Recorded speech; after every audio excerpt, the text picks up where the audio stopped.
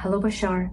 I understand the concept that there is only me in the room, meaning that I have my own production house creating my own movie.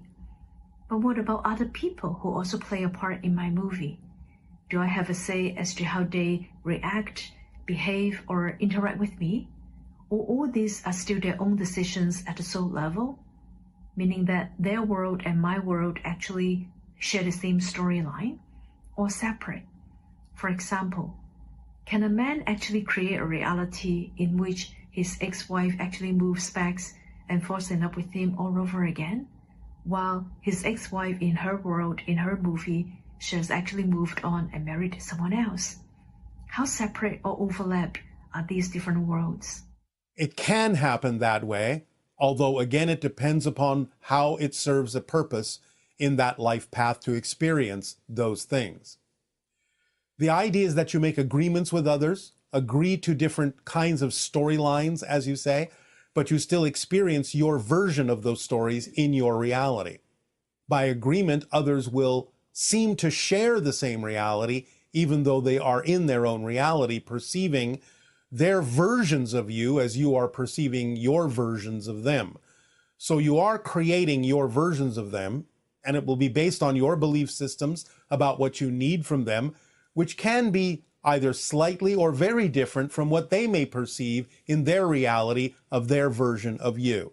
It just depends on how closely aligned the different versions have agreed to be in terms of what you experience with each other in creating those representations of each other in your own realities. But again, sometimes it can diverge quite readily, quite far, and sometimes it will stay very closely aligned depending upon the agreement you have made and what purpose it serves to either remain aligned or misaligned. Good day, good day. Ha'ata Bashar. Ha'atu. Ha'atu. Wow. I feel great. It's a great day. All right. I feel like we have had a conversation before, maybe telepathically. I was standing out in my yard and I had just listened to some of your stuff, and yeah, I could feel something. I don't know if it was that me making it up in my head with my... It is your higher mind, and also in combination with us, because we have many conversations with people on the non-physical realm before we have them in the physical realm. But the idea is that it always involves your higher mind to gain practice for you in understanding that your higher mind can answer all the things we have been answering for all of you for all this time as well. Cool.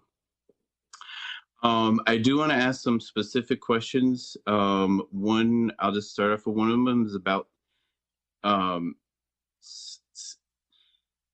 a farmer. I work with the land, and I heard you talk about the Lyrians, and I just want to, I guess, talk more about like water, plants, animals, the energy of those things, and my relationship with them, and how I can evolve those. Like, I know water bending is a thing. There's a lot of things that I've seen in movies like superheroes can do, and I just get chills when I see those things. So I feel like they're possible. All of them happen in spirit. All of them can happen in spirit. Some of them can be brought into the physical realm if you allow yourself to see the physical realm as an extension of spirit more strongly.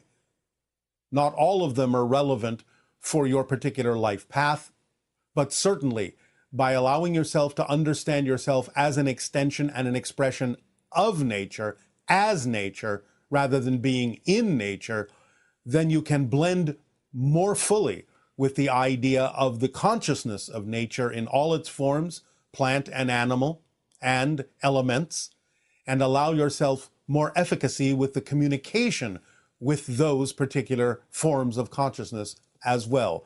Being a farmer, in a sense, you have a head start on this because you understand how to work with the land.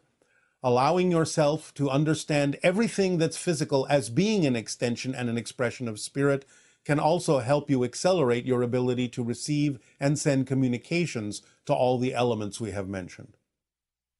Cool. And does that include the Sasquatch or other all things in physical nature. tools? All things in nature. So are the Sasquatch aware of me? They can be. They are aware of many humans individually, especially those that work the land. So peripherally, they can be aware of you, though it may not be extensive. What is a way to sort of invite them, I guess, or Go into the forests where it has been said they inhabit, where it has been said they visit, and allow yourself to begin the cryptic meditations that Willa has delivered to all of you in the past. Sitting with your back to a tree, near a source of water, listening to the water, and extending your mind deep underground into the root system and the mycelial network of the tree, and beginning to blend with the communication between the trees in that way, can also connect you to many forms of nature, including the elementals and including the idea of Sasquatch. Begin those kinds of meditations on the cryptic journey, and it can improve your ability to perceive and receive communication from many different kinds of beings that exist that many people on your planet don't even know about. Cool. And teleportation, is that possible with my physical body, or do I need some sort of ship? No, you do not need a ship. You have to understand that you're already teleporting all the time. That's how you move. You jump from moment to moment. You teleport from moment to moment. It's just that you do it so smoothly and so quickly, you don't even know you're doing it. So getting a deeper understanding of the fact that you're already doing it, because every moment you shift to a different reality, literally a different universe, you are teleporting constantly. Even to have the experience of a movement like this requires teleportation through billions of different parallel universes. So if you understand more deeply that you're already teleporting, you can increase your vibration to be able to perceive the rate at which you are already teleporting to create the sensation of movement, which is an illusion. And therefore, by increasing your frequency, you can match the frequency more readily of how you are shifting from reality to reality and perceive that you are always teleporting. And in doing that, you can learn to teleport in different ways that are more perceivable by those around you. But again, it depends on whether this is relevant for your life path. Cool. And I've heard you say before that when the earth changes, it's not the earth changing, it's me shifting into different versions of earth. As I just explained again. Yeah. So what is my desire to regenerate the earth, to regenerate the land, if it's me shifting into something different? The desire is to be a living example of the state of being and the actions that go along with that state of being that allow others to see in you how they can also choose to shift to versions of Earth that are more reflective of what they prefer. Cool. And one of my last questions here, I want to get a little bit more specific about my personal myself. I know that I also listen to Abraham Hicks, so I know that in my vortex, there's this all around me is this pure, massive well-being. And I know that there are some thoughts that may be foreign beliefs that resist me allowing who I am to flow. And those thoughts are what I want to get at so that I can, I guess, identify them. Well, the easiest way to do that is ask yourself how it serves you to hold on to them, because you don't hold on to anything that you don't believe serves you. So you have to look for the structure and the nature of what the belief is telling you and realize that you may have a belief that is causing you to be afraid to move forward because the belief is telling you that if you do let go, something worse will happen. So you have to find out what that belief is saying to you to see that it's nonsensical and not a fact. It's just a story.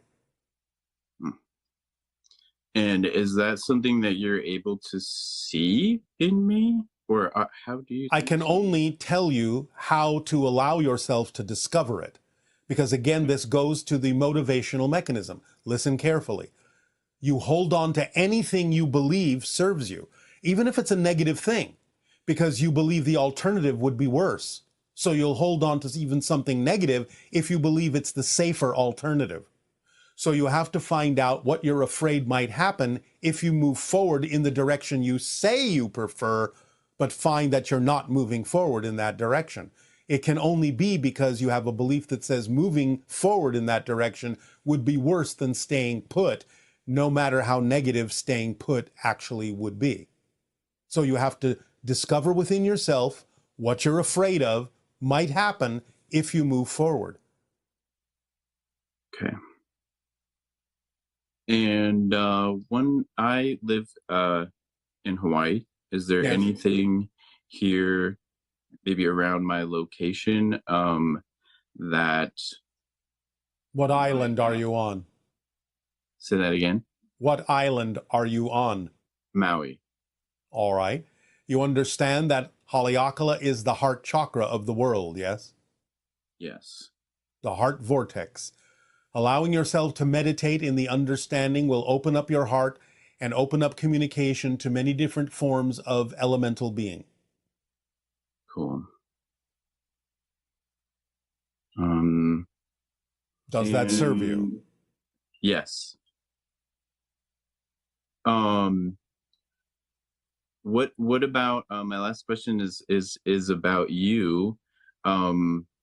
Yes. Do you have human friends? Do you ever hang out on Earth? I have not set foot friends? upon your planet at this time.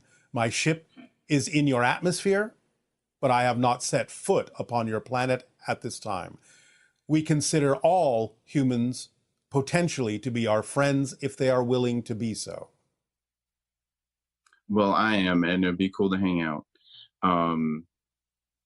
There may come a time when that is possible physically. For now, it is not yet the time. Okay. And my last question that comes up is about dragons.